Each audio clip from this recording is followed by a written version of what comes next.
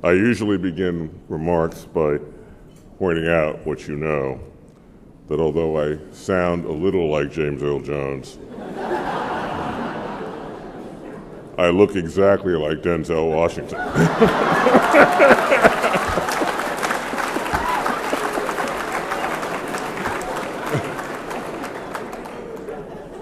I think we've just debunked the notion that we all look alike.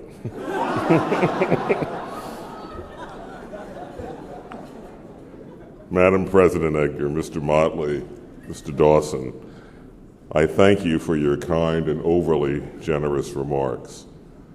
I congratulate my fellow honorees. They are distinguished counsel, and I am truly privileged to walk in their company. I am personally particularly pleased to receive this award from the Metropolitan Black Bar Association, the lineal descendant of Bedford-Stuyvesant Legal Services, because I was born in Bed-Stuy, Dean and Nostrand, and the Harlem Lawyers Association, because I was raised in the Polo Grounds projects, Colonial Park projects, before it changed its name to the Wrangell projects, right next to the Polo Grounds in Harlem. As lawyers, each of us has a sacred duty to advance the cause of our clients. That client may be a Fortune 100 company on Wall Street. That client may be a homeless parent with children in Manhattan. That client may be a technology startup in Brooklyn. That client may be a storefront operation on Queens Boulevard or Jamaica Avenue. That client may be a government agency on Fordham Road. That client may be a cooperative in the Stapleton projects of Staten Island. That client may be an indigent defendant on Rikers Island.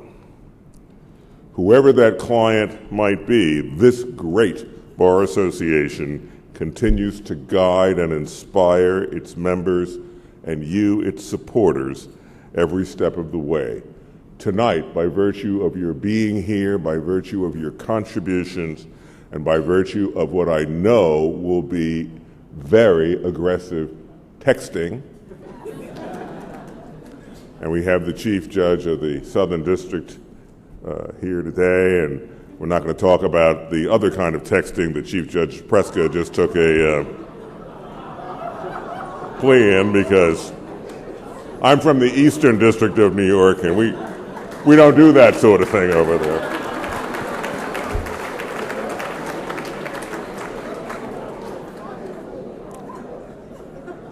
I'm a lifetime member of this organization, and I support its traditions.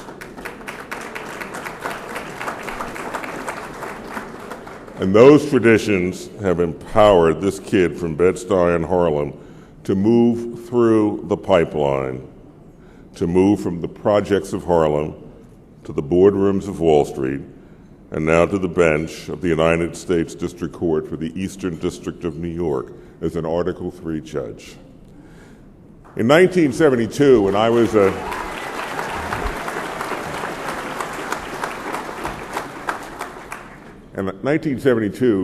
a first-year law student, just to give you an idea of what it really means to have sacrifice in one's family, Supreme Court Justice Tom Clark stepped down from the Supreme Court because his son Ramsey Clark was becoming Attorney General. And Justice Clark came to our law school, and he was asked, what's the biggest mistake that a lawyer makes in arguing a Supreme Court case? And he said the biggest mistake that lawyers made was the following. He would ask the lawyer a question, and the lawyer would say, I don't know the answer, Your Honor, because I didn't try the case in the lower court. And if you ever heard Justice Clark speak, he had a voice that made me sound like a soprano. And he said in this deep Texas drawl, counsel, never refer to the trial court as the lower court. The trial court is where 95% of our citizens receive 100% of American justice. The trial court is the true Supreme Court of these United States. Justice Sheila Abdus Salam understood this reality. Her powerful analytical abilities, combined with her graceful and elegant intellectual rigor, to command respect and attention across the political and legal landscape. Her sudden passing, like the sudden passing of another legendary High Court justice from New York, Justice Scalia, shocked and saddened the judiciary throughout this great country. However, it did something much more important. It made every judge on every court more determined to embrace the rule of law. As lawyers, as trial judges, and as appellate justices, those two justices embodied the best of the law. They fashioned those wise restraints that make us free, without fear, without favor. I accept this award tonight with a grateful but a heavy heart. I accept this award with thanks to my beautiful bride, Dr. Alice Beal, with whom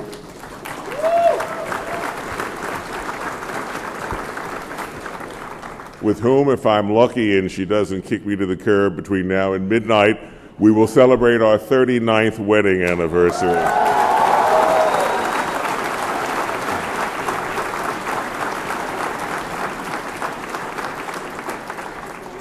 So if I duck out of the after party a little bit early, you can assume it's just because I'm an old guy.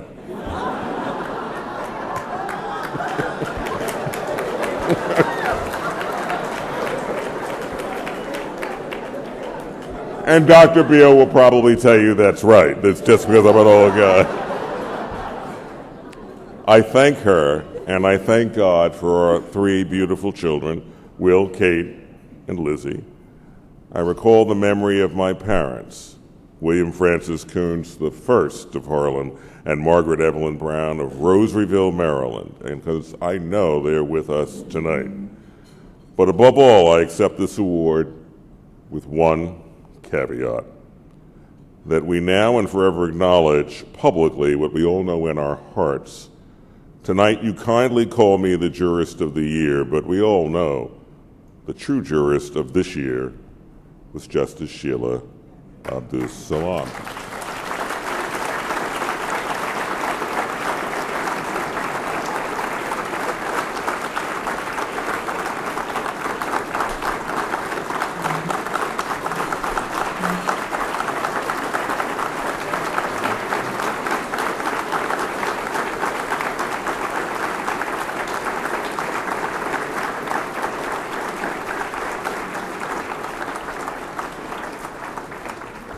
She treated me with grace and respect from the moment we met many years ago. I had been a judge for all of 10 minutes, and she treated me as if I'd been a judicial colleague for 2 decades. She left us far too soon. I have a view that tonight in heaven, Justice Salam and Justice Scalia are debating points of law together as they stand before the one jurist for all years. Admittedly, one of those judges is to his left and one of those judges is to his right, but let the record reflect, I'm not saying which is which. They are arguing with wit and grace. The one jurist that they are arguing before is the one who presides over all courts, the one who rules in every age, the one who will call each of us by name to welcome us to our eternal reward. He is the one trial judge who reigns supreme not tonight but every night, not this year but every year. He is the one trial judge who is never reversed.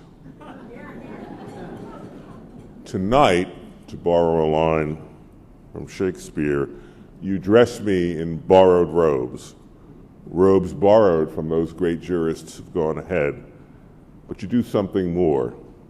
You bless me in those borrowed robes. And for that blessing, this son of Bed-Stuy and this son of Harlem is truly grateful. God bless you, God bless your families, and God bless the United States of America.